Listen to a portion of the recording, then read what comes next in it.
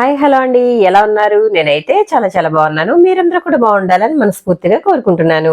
సుగుణ వంటింటికి స్వాగతం. ఈ రోజు అయితే మేము నిజాంపట్నం వెళ్ళామని చెప్పాం కదండి. నిజాంపట్నం పెళ్లికైతే వెళ్ళాము. అక్కడ నుండి హార్బర్కి అయితే వెళ్ళాము. అక్కడ నుండి మేమైతే బీచ్ కి వచ్చేసామండి. మరి అదేంటో చూసేద్దామా?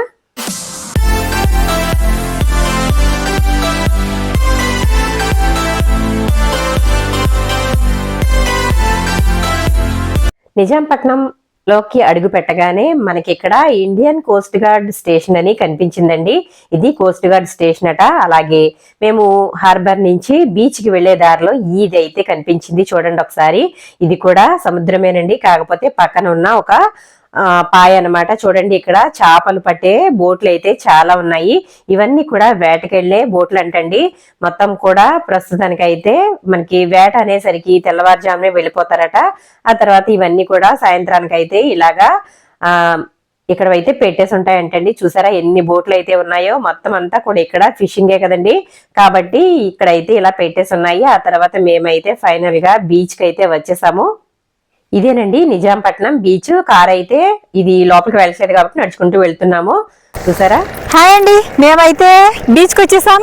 నిజాంపట్నం బీచ్ ఇది. నేనైతే ఏంటనుకుంటున్నారా, పైకి ఎక్కాను.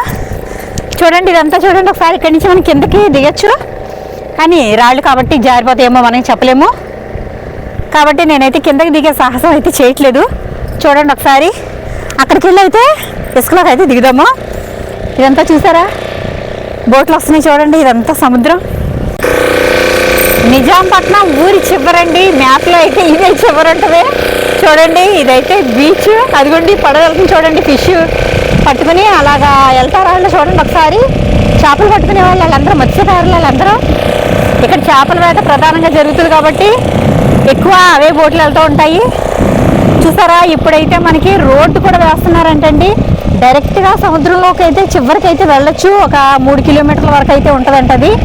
అదిగోండి, మన కారు వేసుకెళ్ళే అవకాశం ఉంటే బాగుండేది, కానీ ఇక్కడైతే అడ్డం పెట్టేశారు కాబట్టి వెళ్ళడానికి లేదు. అక్కడైతే దారి అలా తిన్నగా అయితే చివరికంటే వెళ్ళిపోద్దంట.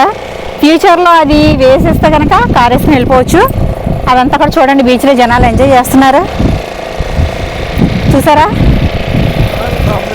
సముద్రంలో ఇసుక ఎప్పుడన్నా చూసారా మీరు? చూసారా ఎంత మెత్తగా ఉందో చూడండి.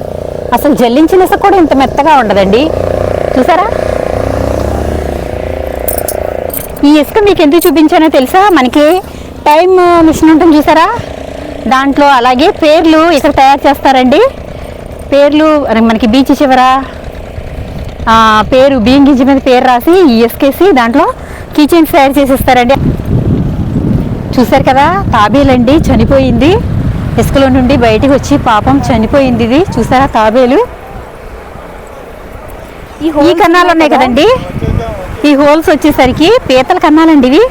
అలాగే ఇందులో ఒక్కొక్కసారి ఒక్కొక్క రకమైన చేప కూడా ఉంటుందంటారు. అది బాగా టెక్నిక్ ఉన్న వాళ్ళైతే పట్టుకుంటారు. వావ్, చూసారా అసలు? చూసారా, ఇదేనండి సముద్రం. సముద్రం సముద్రం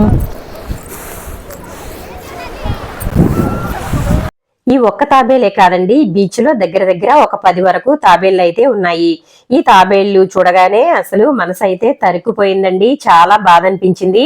కాలుష్యం వల్ల అయితే చనిపోతున్నాయని చెప్పి మొన్న పేపర్ లో కూడా చదివానండి. సంరక్షణ లేక మృత్యువాత పడుతున్న ఆలివ్ రిడ్లు అని మనకి పేపర్ లో అయితే వేశారు. కానీ చాలా బాధ అనిపించిందండి. మన ఏపీ తీర ప్రాంతంలో ఒక్క జనవరిలోనే 3085 తాబేళ్లు అయితే చనిపోయాయంటండి. ఇవన్నీ కూడా తీరం బయటకు వచ్చేసి అయితే చనిపోయాయట.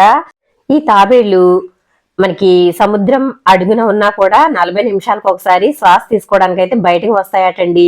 ఇవి జనవరి నుండి మే నెల లోపు అయితే గుడ్లు పెడతాయట. బయటికి తీర ప్రాంతానికి అయితే వచ్చి గుడ్లు పెడతాయట. మనం చనిపోయిన తాబేలు పక్కన కన్నాలు చూసాం కదా, అవేనండి గుడ్లు అయితే అందులో పెడతాయట. మరి చూసారు కదా, నాకైతే చాలా బాధ అనిపించింది. ఎక్కువ శాతం కూడా ఇక్కడ తాబేళ్లు చనిపోయి అయితే కనిపించాయి. మాకు పోర్ట్ లో కూడా చాలా కనిపించాయండి. చూసారు కదా, ఇదంతా కూడా బీచ్ అండి. ఇదంతా కూడా చాలా చిన్న బీచే కానీ పెద్దదైతే కాదు. కానీ వాటర్ అయితే మాత్రం స్వచ్ఛంగా ఉందండి. మనకి వైజాగ్ అట్లాగా వేరే ప్రాంతాల్లో అయితే చూసినప్పుడు నీళ్లు చాలా వరకు మురికి నీళ్ళు అయితే వస్తాయి. ఇక్కడ చూడండి, ఇవి జెల్లీ ఫిష్ అండి. జెల్లీ ఫిష్ ఉంటాయి కదా, ఇది జెల్లీ ఫిష్ అండి. మేము బయట ఇది పట్టుకుని తీసినప్పుడు అయితే ఇది ఎలా ఉందంటే తాటి ముంచి ఉంటుంది కదండి, ఆ టైప్ లో ఉంది. ఆక్టోపస్ టైప్ లో ఉందండి ఇది జెల్లీ ఫిష్. ఇవన్నీ కూడా చిన్న చిన్న గుడ్లు అయితే, ఈ తీరం అంతా కూడా చిన్న చిన్న గుడ్లు, అలాగే చిన్న చిన్న పీతలు, అలాగే ఇక్కడ జెల్లీ ఫిష్ గుడ్లు ఉంటాయి కదా అవి, అలాగే శంఖాలు, ఇవన్నీ కూడా చిన్న చిన్నవి అయితే చాలా వరకు ఉన్నాయండి. వాటర్ అయితే మాత్రం చాలా ఫ్రెష్ గా ఉంది. చాలా ఎంజాయ్ చేసాం. హాయ్ అండి, మేమైతే ఫుల్ ఎంజాయ్ చేసేసాము. పెళ్ళికి వెళ్ళాము, అలాగే అక్కడ పెళ్ళంతా చూసుకున్న తర్వాత నిజాంపట్నం హార్బర్కి అయితే వచ్చామని చెప్పాను కదా. హార్బర్ నుంచి బీచ్కి అయితే వచ్చాము. బీచ్లో అయితే ఫుల్ ఎంజాయ్ చేసేసాము.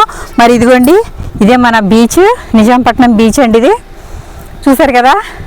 ఇంకా మేమైతే చాలా టైం అయిపోయింది కాబట్టి, ఇంకా మేము ఏలూరు వెళ్ళాలి కాబట్టి మనకి ఎక్కువ టైం పడుతుంది కాబట్టి మేమైతే బయలుదేరిపోతున్నాము. ఈ వీడియో అయితే ఇక్కడితో ఇంకా క్లోజ్ చేసేస్తున్నాను. మరి వీడియో నచ్చిందా? నచ్చితే కనుక లైక్ చేయండి, షేర్ చేయండి, సబ్స్క్రైబ్ చేయండి.